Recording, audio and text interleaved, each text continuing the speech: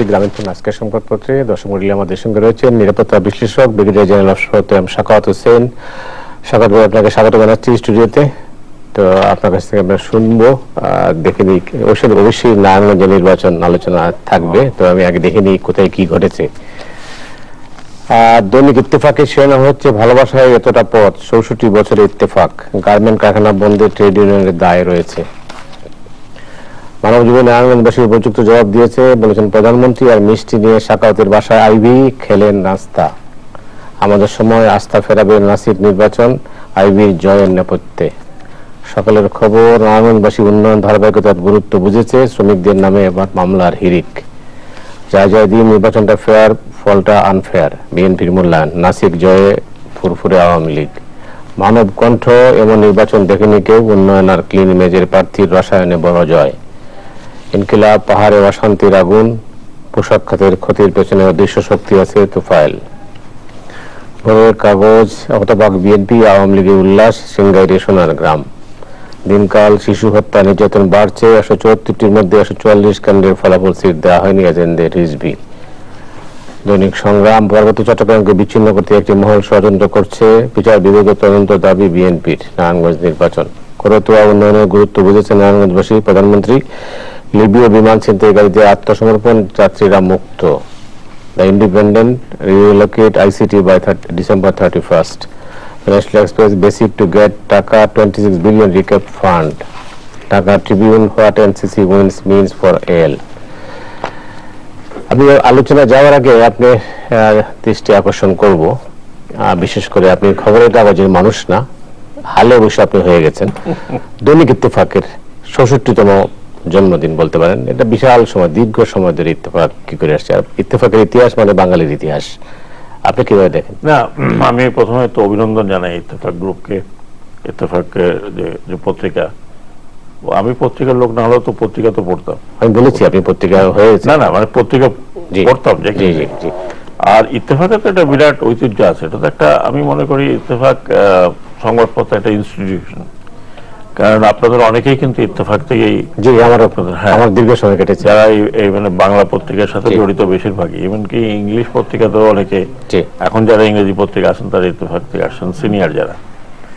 ইত্তেফাকের যেটা, ওটা আপনি ঠিকই বলেছেন যে বাঙালির বা বাংলাদেশি বলতে এখন যারা আমাদেরকে বুঝে, এই বাঙালির যত রকমের সংগ্রাম সবকিছুর সাথে কিন্তু ইত্তেফাক জড়িত ছিল। আপনি ইত্তেফাকের পিছনে যার নাম সবচেয়ে বেশি উনি তোফাজ্জল হোসেন মানিক মিয়া, এবং ওনার মতো আমরা যখন ছোট তখন থেকে, বা যখন স্কুলে পড়ি, কলেজে পড়ি, ইভেন আপনার আর্মিতে যখন গেলাম, তো ইত্তেফাকের এই মানিক মিয়ার কথা আমরা এত শুনেছি। এবং উনি খুব ঘনিষ্ঠ সহচর ছিলেন বঙ্গবন্ধুর। প্রায় করাচি টরাচি গেলে আমি সবসময় শুনতাম যে মানিক মিয়া, তোফাজ্জল হোসেন মানিক মিয়ার সাথে আছেন। এবং ইত্তেফাকের উপরে তৎকালীন পাকিস্তানিদের কত একটা আক্রোশ ছিল। মার্শাল্লাহর সময় এটা বন্ধ করে দেওয়া হলো, তারপরে আবার খোলা হলো, 71 পুড়িয়ে দেওয়া, জ্বালিয়ে দেওয়া হলো। এবং তৎকালীন পাকিস্তানি যে শাসকরা ছিলেন তারা মনে করতেন যে ইত্তেফাক একটা রেভলিউশনারি পত্রিকা, যেটা বাঙালিদের একটা রেভলিউশনের পথে বা তাদের কথায় বিদ্রোহের পথে চালিত করছে। সেই পত্রিকাটা ডেফিনেটলি এটা একটা বিশাল ঐতিহ্য আছে, এবং আমি আবার কংগ্রেচুলেশন জানাচ্ছি। তবে এখন পত্রিকাটির ওই অবস্থা নেই, এটা একটা দুঃখজনক বিষয়। যদিও ইত্তেফাকের কিছু পাঠক আছে যারা সবসময় ইত্তেফাক পড়েন, কিন্তু এখন সেই অন্যান্য পত্রিকার তুলনায় ইত্তেফাক সেভাবে কিন্তু ওই যে অবস্থা ছিল সেই অবস্থা নাই। তারপর আমি মনে করি যে এটা একটা ঐতিহ্যবাহী পত্রিকা, এবং এটা যেভাবে থাকুক, এটা থাকুক, এবং আশা করি যে পত্রিকার পাঠক আরো বাড়বে। ধন্যবাদ আপনাকে। নারায়ণগঞ্জের নির্বাচন, নানামুখী বিশ্লেষণ চলছে। আপনার কথাও শুনেছি, আপনিও বলছেন যে নির্বাচনটা একবার 5 বছর আগে আপনি করে আসছিলেন, আপনাদের টিম, আপনাদের কমিশন। এবার একটা নির্বাচন হলো। এই নির্বাচন থেকে আমাদের কি শেখার আছে ভবিষ্যতে নির্বাচনে? গত নির্বাচনের কথাটা আমি নাই উঠালাম, কারণ ওটা খুব চ্যালেঞ্জ। আমি কোথাও বলিনি, আজকে এখনই বলছি যে আমার 5 বছরের যতগুলো অভিজ্ঞতা নির্বাচন হয়েছে, আমার দুটো নির্বাচন কিন্তু আমার কাছে সবচেয়ে ভালো লেগেছে। এখন দেয়ার ওয়াজ চ্যালেঞ্জ। একটা ছিল আপনার চিটাগং, আর একটা হলো নারায়ণগঞ্জ। বাকি তো ধরেন নির্বাচন হচ্ছে। এইবারের নির্বাচন, নারায়ণগঞ্জের নির্বাচনটা আমার মনে হয় যে কেউ যদি বলে কোনো সন্দেহ করে, আমার সন্দেহ করাটা ঠিক নয়, নির্বাচনটা ভালো হয়েছে। আমি বিভিন্ন জায়গায় বলেছি, নতুন করে হয়তো অনেক কিছু বলার নেই, কিন্তু দুটো জিনিস আমি এখানে স্ট্রেস করতে চাচ্ছি। জি প্লিজ। একটা হলো যে সরকার, পলিটিক্যাল পার্টি, এই দুটো অর্গানাইজেশন হচ্ছে ইলেকশন কমিশনের মেইন স্টেক হোল্ডার। কারণ নির্বাচন মানেই হচ্ছে পলিটিক্যাল পার্টি, নির্বাচন মানেই হচ্ছে গভর্নমেন্ট অফ দ্য ডে যখন ইলেকশনটা হয়। এবং ইলেকশন কমিশন, আমরা সবসময় মনে করি যে ইলেকশন কমিশন একাই নির্বাচনটা করে, অ্যাকচুয়ালি না, তা না। পলিটিক্যাল পার্টিসিপেশন যদি না হয়, সেই নির্বাচন কখনো ইনক্লুসিভ হবে না, এবং ইলেকশন কমিশনের পক্ষে সেই নির্বাচন সুস্থ করা সম্ভব নয়, যে কারণে হোক। নির্বাচন কমিশনের একটা দায়িত্ব আছে। না, নির্বাচন কমিশন, আপনারা ওই নারায়ণগঞ্জের প্রথম নির্বাচনটাতে আপনাদের কমিশনের কেউ কেউ পদত্যাগ করতে চেয়েছেন। অনেক লম্বা স্টোরি, সেজন্য আমি ওই দিকে যাচ্ছি না। আমি যেটা বলতে চাচ্ছিলাম যে election commission is a central institution, তো কোনো সন্দেহ নেই। কিন্তু এখন পলিটিক্যাল পার্টিরা যদি আপনার ইলেকশন কমিশনের সাথে সহযোগিতা না করে, তাহলে যেটা এখন যে কনসেপ্টে, তাহলে it's very difficult election commission একার পক্ষে। তো তখন আপনার ইলেকশন কমিশনের টেস্ট, আমরা বলি না যে নির্বাচন কমিশন এখন কি টেস্ট হবে, তো টেস্টটা তখন হবে যখন প্রতিকূল অবস্থার মধ্যে ইলেকশন, তখন একটা প্রতিকূল অবস্থা হয়, তখন কিন্তু ইলেকশন কমিশনকে আপনার যত রকম আইন, যত রকম তার হাতে অস্ত্র হাতে ব্যবহার করতে হয়। কিন্তু আমি স্মুথ ইলেকশনের কথা বলছি। স্মুথ ইলেকশনে গভর্নমেন্ট যদি কোঅপারেট না করে, যে পলিটিক্যাল গভর্নমেন্ট থাকে বা নন পলিটিক্যাল গভর্নমেন্ট থাকে, তার তো 100% cooperation required for fair election. কারণ এটা ইলেকশন কমিশন মানে হচ্ছে সরকারি লোক ভিতরে নিয়ে আসা। তো সেই ক্ষেত্রে আমি মনে করি যে এই নারায়ণগঞ্জের এই নির্বাচনটা একদিক থেকে, সেটা আমি যেটা দেখেছি যে নির্বাচনটার দুটো দিক আছে, একটা হচ্ছে প্রত্যাখ্যান হয় নাই না ফল না, আমি আসছিলাম ওই দিকে। দ্বিতীয় জিনিস হলো যে যেটা সবচেয়ে ইম্পর্টেন্ট জিনিস এবার উঠে আসছে, যে দুটি পার্টি, মেইন পার্টি, তারা কিন্তু বেশ ক্লিন ইমেজের লোকজন দিয়েছে, রাইট। এবং সরকারি দল এমন একজনকে দিয়েছে যিনি উইনিং ক্যান্ডিডেট, এবং অস্বাভাবিক জনপ্রিয়তা, অস্বাভাবিক জনপ্রিয়তা। কাজেই তারা কোনো রিস্কে যায়নি, যাওয়ারও কথা না। কারণ একজন সিটিং মেয়র আছে, গতবার তাকে সমর্থন দেওয়া হয়নি, অল রাইট, বাট সে তো দল ছেড়ে কোথাও চলে যায়নি না। আমি একটু আশ্চর্য হলাম প্রথম যখন তার নামটা তৃণমূল থেকে আসলো না। তো এখানে আবার একটা সমস্যা, আমরা সবসময় বলি যে তৃণমূল থেকে নামটা আসুক, কিন্তু তৃণমূল থেকে যে পদ্ধতিতে আসার কথা, সেই পদ্ধতিতে তো নামগুলো আসে নাই। আর আমরা জানি যে নারায়ণগঞ্জে তো একটা দলাদলের ভিতরে একটা ওখানে একটা পলিটিক্স আছে, দলের ভিতরের একটা পলিটিক্স আছে, ইনার ডায়নামিক্স। তো সেইখানে আই ওয়াজ সারপ্রাইজ প্রথমে যে why her name is not there. পরে প্রধানমন্ত্রী কিন্তু কাজটা ভালো করেছে, কারণ উনি তো নিজে তো জানে, নিজের দলের কথা জানে, লোকজনকে খুব ভালো করে চেনে। দেয়ারফর সরকারি দল কিন্তু কোনো রিস্কে যায়নি। মানে আইবি কে দেওয়া হচ্ছে যে একটা আপনার উইনিং ক্যান্ডিডেট দেওয়া, এবং আইবি আমি যতটুকু ফলো করেছি ওই ইলেকশনের পরের থেকে, কারণ তখন তো ক্লোজলি দেখলাম সে কিন্তু সব দলকে নিয়ে কাজ করেছে, সবাইকে নিয়ে কাজ করেছে। মানে নারায়ণগঞ্জ একটা ছোট জায়গা, 4 লক্ষ ভোটার এবং বহিরাগতই বেশি, তো সেখানে সবাইকে নিয়ে কাজ করেছে, মানে ইরেসপেক্টিভ অফ পার্টি। যেমন এই যে খুব একটা ভালো ইনস্ট্যান্স করেছিল, গতবারও সে করেছিল, বাট গতবার তো নিজেদের মধ্যে ছিল, কিন্তু এবার তো একটা বিরোধী দল, যেই দলের কথা তার পার্টি সবসময় অন্যরকম ভাবে বলে পার্টির নেতারা, সেই দলের নেতার বাড়িতে গিয়ে তাকে মিষ্টি খাওয়ানো, তার সাথে নাস্তা করা, এটা আমাদের ন্যাশনাল রাজনীতিতে, জাতীয় রাজনীতিতে আমরা এই ধরনের তো দেখতে চাচ্ছি।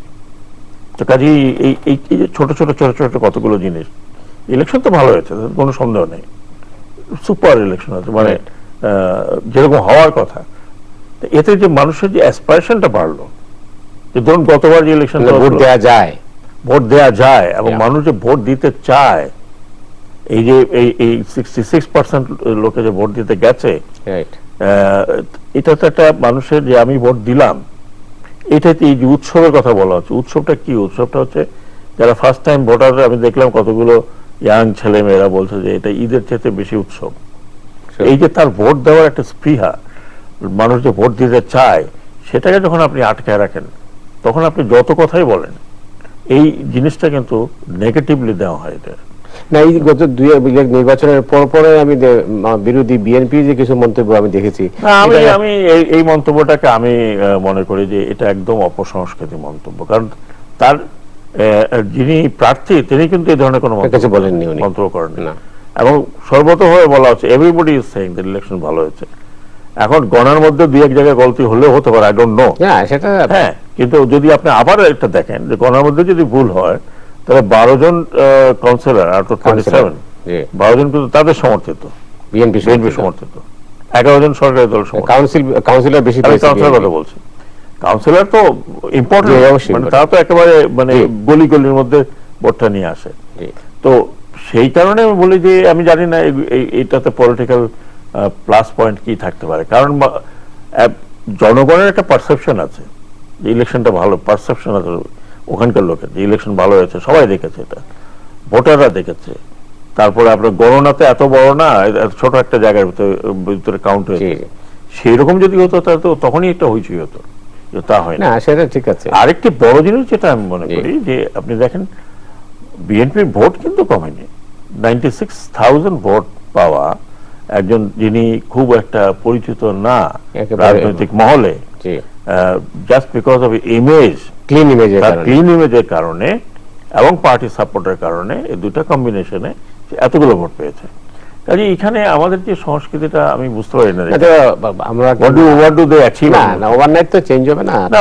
আমি জানি ওভারনাইট চেঞ্জ হবে, এই যে এই ধরনের যে ছোট ছোট চেঞ্জ গুলো একটা চেঞ্জ হবে। এই আইবি যে কাজটা করলো, অত আরেকজন নেক্সট টাইম আমরা আরো 2-3 জনকে। আজকের দিনে আর একটা খবর আছে, যেটা আওয়ামী লীগের সাধারণ সম্পাদক জনাব ওবায়দুল কাদের, দেখলাম আমি মাহমুদুর রহমান মান্নাকে দেখতে গিয়ে, এটা তো আমার কাছে খুব ভালো লাগলো। মানে মাহমুদুর রহমান মান্না বাংলাদেশের রাজনৈতিক সংস্কৃতিতে তো এটা একটা কারণ হচ্ছে যে দেখেন ওবায়দুল কাদের সাথে এমনি তো কিন্তু একজন স্বজন ব্যক্তি এবং অত্যন্ত স্ট্রেট ফরওয়ার্ড মানুষ, মাঝে মধ্যে স্ট্রেট ফরওয়ার্ড কথাবার্তা বলেন, বাট এটা তো খুবই ভালো জেস্টার। যদিও মাহমুদুর রহমান মান্নাকে জেলে নেওয়া হয়েছে কি কারণে আমরা জানি না, অনেকদিন পরে, অনেকদিন জেলে ছিল এই সরকারের সময়, 2 বছর বেশি। তারপর general secretary of the party যখন গেছে, সরকারি দলীয় পার্টি, এটা একটা তো একটা ভালো বাতাস। মান্নার ভিতরে যদি কষ্ট থাকে সেটা হয়তো এখন অনেকটা লাঘব হবে, অনেকটা আমি বলবো। তো এটা এই যে আমরা এর থেকে কি আপনি ভবিষ্যতে রাজনীতি, আমি মনে করি, শুনেন, আমি মনে করি কি আমাদের দেশ অনেক উন্নতি করেছে, তো কোনো সন্দেহ নেই। প্রগ্রেস, ইকোনমিক প্রগ্রেস করেছে, স্ট্রাকচারাল প্রগ্রেস করেছে, লেখাপড়া অনেক প্রগ্রেস। আপনি বিলেত থেকে আসছেন, আমি কি কয়েকদিন আগে ডনে একটা পড়ছিলাম, একটা কম্পারিজন যে পাকিস্তানি আর বাংলাদেশি ইন ব্রিটেন, হ্যাঁ, সেখানে লিখেছে ডনে যে পাকিস্তানিরা ওয়ে বিহাইন্ড বাংলাদেশের যে সোশ্যালি, ইকোনমিক্যালি, হ্যাঁ, লেখাপড়ায়। তো আমরা তো অনেক প্রোগ্রেস করেছি ইন্ডিপেন্ডেন্ট কান্ট্রি, অতখানি প্রোগ্রেস করছি যে এই উপমহাদেশে বহু দেশ কিন্তু অতখানি যেতেও পারে না এই সময়ের মধ্যে। আমরা যেখানে ল্যাকিং সেটা হচ্ছে যে আমাদের এই যে পলিটিক্যাল কালচার। মানে আপনি রাজনীতির তো সবারই এইম থাকে to go to the government form করা, কিন্তু সেটা তো একটা পদ্ধতি আছে, সেটা একটা রাজনীতির রীতিনীতি আছে। সেই রীতিনীতির বাইরে রাজনীতি করা ঠিক হবে না। আপনি অপোজিশনকে গ্রেনেড মারে উড়াই দিবেন, আবার না হয়তো ধরে নিয়ে বস্তা বস্তা জেলের মধ্যে দিয়ে দেবেন। এখান থেকে আমাদের মনে হয় যে বেরোতে হবে। This are the science. আমি মনে করি তো আগামীতে ডেফিনেটলি যা হয়েছে, পাস্ট ইজ পাস্ট, পাস্টকে আপনার টেনে তো কোনো লাভ নেই। তো কাজেই ভবিষ্যৎ আমরা আশা করি। আপনার প্রত্যাশাটা কি? আমার প্রত্যাশা যে আস্তে আস্তে আস্তে আস্তে ইজ আপ হবে। এবং এই যে ঘটনা, যেটা মান্নাকে দেখতে গেলেন উনি সেক্রেটারি জেনারেল, আইবি তার বাড়িতে গেলেন, ঠিক তার পরের দিন সাথে সাথে এবং বলেন আমরা একসাথে কাজ করব, এটাই রিকোয়ার্ড। মানে এটা যদি আমরা শুধু লোকালি ধরি, এই লোকালি থেকে কিন্তু মানুষের অ্যাসপিরেশনটা বাড়ে। আসলে নারায়ণগঞ্জের একটা কত বড় সিটি কর্পোরেশন, এটা 4 লক্ষ লোকের ভোটারের সিটি কর্পোরেশন, কিন্তু এইটাই হয়ে থাকে একটা সিম্বল যে এই যে নারায়ণগঞ্জের ইলেকশন পরবর্তী একটা এক ধরনের রিকনসিলিয়েশন, একসাথে কাজ করার একটা প্রত্যয়, এটা তো সারা দেশের মানুষ দেখছে। কাজে এইখান থেকে একটা সুবাতাস বইবে। যাই হোক, যেটা যে শুরুটা এখন যেটা দেখা যাচ্ছে সেটা অনেক অবশ্যই আর এটা সুসংবাদ বলা যেতে পারে। না ভালো, এটা তো। কিন্তু সামনে যেটা নির্বাচন কমিশন গঠন প্রশ্নে যে সংলাপ শুরু হয়েছে, এটাকে আপনি কিভাবে? না, আমি মনে করি যে এখানে তো কারো কিছু হারাবার নেই। একটা ভালো নির্বাচন কমিশন হলে সবারই কিন্তু লাভ। কারণ এই যে নির্বাচন কমিশন নিয়ে যখন কথা হয়, ইলেকশন গুলো ভালো হয় না, এটাতে কিন্তু যে দল ক্ষমতায় থাকে তার ঘাড়েই পড়ে কিন্তু এটা। এবং এটা তো মাননীয় প্রধানমন্ত্রী নিজেই রিয়েলাইজ করেন, নিজেই বলেছেন যে আগামীতে আমি এই ধরনের নির্বাচনে যাব না, দরকারও নেই, প্রয়োজনও নেই। তো এমনও তো হতে পারে যে ভালো নির্বাচনে তারা আরো ভালো করতে পারে। তো বাট নির্বাচন কমিশন নিয়ে যদি প্রথম থেকে বিতর্ক শুরু হয়, তাহলে সেই নির্বাচন কমিশন কাজ করতে পারে না। এবং নির্বাচন কমিশনের উপরে যদি মানুষের আস্থা না থাকে, তাহলে নির্বাচন কমিশন ভালো কাজ করলেও মনে করে যে কাজটা ঠিক হয়নি, তারা অত কোনো পারপাসে কাজ করছে। এখন প্রক্রিয়াটা কিভাবে হবে? আমার যেটা মনে হয়, এখন তো আইন করা, এই মুহূর্তে আইন করা যাবে না। প্রক্রিয়াটা হলো, যদি এই যে প্রসেসটা এখন মহামান্য রাষ্ট্রপতি নিয়েছেন, এই প্রসেস সবার কাছে গ্রহণযোগ্য একটা নির্বাচন কমিশন করার কথা। এবং সেই মেকানিজমটার কথা বলা হচ্ছে যে একটা সার্চ কমিটি হোক, যে সার্চ কমিটি সর্বজন বিরুদ্ধ সার্চ কমিটি হোক, এবং সেই সার্চ কমিটি গদ বাঁধা যে পদাধিকার বলে কেউ থাকবেন তা নয়। সার্চ কমিটিতে ওয়াইড রেঞ্জের লোকজন থাকতে পারে, এবং তারা তাদের পক্ষে তাদের অভিজ্ঞতা দিয়ে বের করতে পারে যে কারা নির্বাচন কমিশনে আসবে। সেই নামগুলো হয়তো বিভিন্ন জায়গা থেকে আসতে পারে, সেগুলো শিফট হতে পারে, সেখান থেকে হতে পারে। এই পদ্ধতিটা যেটা গতবার প্রয়াত রাষ্ট্রপতি করেছিলেন, পদ্ধতি ঠিকই ছিল, বাট রেজাল্ট হয়তো ঠিক ছিল হয়নি। রেজাল্টটা কি হতে পারে এবার? তো আমার মনে হয় যে সব পার্টি রিয়েলাইজ করছে, সরকারও রিয়েলাইজ করছে যে একটা ইলেকশন কমিশন ভালো না হলে এটা কিন্তু গভর্নমেন্টের জন্য বার্ডেন হয়ে যায় আলটিমেটলি। তো সেই জন্য আমি মনে করি যে অন্তত পক্ষে, ন্যূনতম পক্ষে সম্মতি নিয়ে এটা করা উচিত। এবং আমি যেটা দেখছি যে বিএনপি একটা প্রপোজাল দিচ্ছে, সেই প্রপোজালটা যখন রাষ্ট্রপতির কাছে নিয়ে গেল, রাষ্ট্রপতি বাইরে বললেন আমি ফিরে এসে তারপর এটা করবো। তো সেখানে তো সরকার ডেফিনেটলি সায় আছে। তো আমাদের কনস্টিটিউশনে যে রাষ্ট্রপতিকে যে ক্ষমতা দেওয়া আছে, সরকারের সায় নিয়ে নিশ্চয়ই না নিয়ে উনি কাজটা করেননি, এটা প্রসেসের মধ্যে। তো সেইখানে মনে করি যে রাষ্ট্রপতি যখন এই উদ্যোগটা নিয়েছেন, এবং আমাদের বর্তমান রাষ্ট্রপতি তো এমনিতে সবার পছন্দের মানুষ, তা আমার মনে হয় যে ডেফিনেটলি আমরা একটা ভালো কিছু আশা করতে পারি, যে একটা ভালো একটা সার্চ কমিটি হবে। সেখান থেকে নিশ্চয়ই যাদের প্রয়োজন, যে ধরনের, আমি শুধু একটা রেকমেন্ডেশন করে যাচ্ছি, আমার গতকালকে লেখা রেকমেন্ডেশন ছিল, এটা হলো যে পাঁচজনের ইলেকশন কমিশন কিন্তু টেকে নাই, খুব ভালো কাজ করতে পারে না। এটা আমারও এক্সপেরিয়েন্স। তারপরে 5 জন যদি দিতে হয়, যেহেতু আপনার কাছে 3 জন, আমরা 3 জন, কনস্টিটিউশনে বলা আছে not more than 4, total 5, not more than, not necessarily 5। এখন 3 জন যদি মনে করা হয় যে না ঠিক আছে আরো 2 জন দিয়ে দিই, ইলেকশন কমিশনে কিন্তু অত কাজ হয় না 5 জনের। আচ্ছা, যদি 5 জনের দিতে হয়, তাহলে আমি মনে করি এটাকে ভাগ করে দেওয়া উচিত। 3 জন ফার্স্ট, তারপরে বছর খানেক পরে আর 2 জন, তাহলে হবে কি একটা কন্টিনিউশন থাকবে। যে না হয়তো এখন এই 5 জন চলে যাচ্ছে একসাথে, আমরা 3 জন চলে গেছিলাম একসাথে, এই 5 জন চলে যাবে একসাথে, আবার 5 জন আসবে, তখন এই পিক আপ করতে ইট টেকস টাইম। কারণ ইলেকশন কমিশন ইটসেলফ, নির্বাচনটা কিন্তু অত্যন্ত একটা কমপ্লিকেটেড ইস্যু। আমাদের কাছে মনে হয় সোজা, কিন্তু ইটস এ কমপ্লিকেটেড ইস্যু। সংকেতে এসে গেছে, আমাকে শেষ করতে হবে। অনেক অনেক ধন্যবাদ আপনাকে।